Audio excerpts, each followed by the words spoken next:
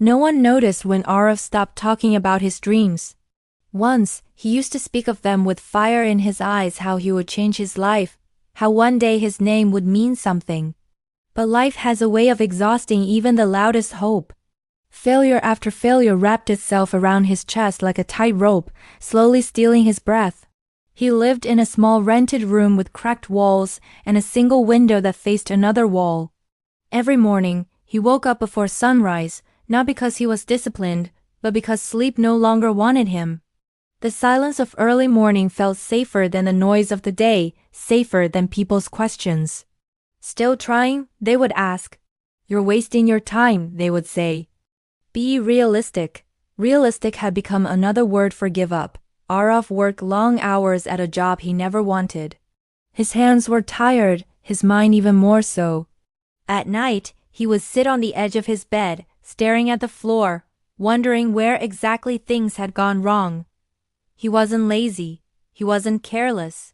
He had tried harder than anyone knew. But trying doesn't always mean winning. One night, after another exhausting day, he found an old notebook buried under his bed.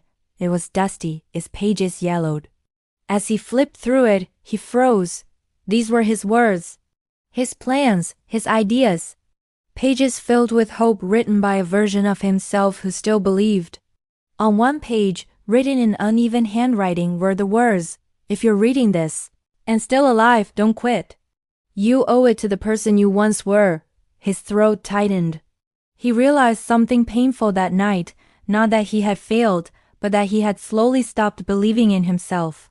And that hurt more than any rejection ever had. The next morning nothing magical happened. The sun rose the same way. His problems waited for him just as patiently. But something inside him had shifted, not confidence, not excitement, just a quiet decision. I will try one more time. Not for the world, not for approval, but for himself. Days turned into weeks, weeks into months. Progress was slow, almost invisible. Some days he wanted to quit again.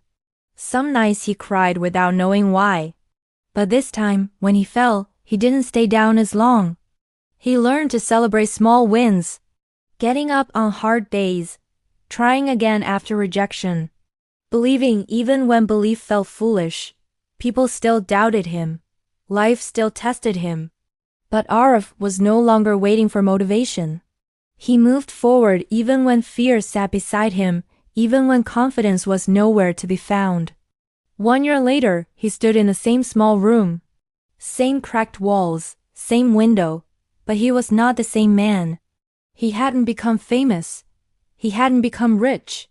But he had become something far more powerful, someone who refused to give up on himself. And that was the moment everything truly began. Because the strongest people are not the ones who never fall, but the ones who rise quietly, again and again, even when no one is watching.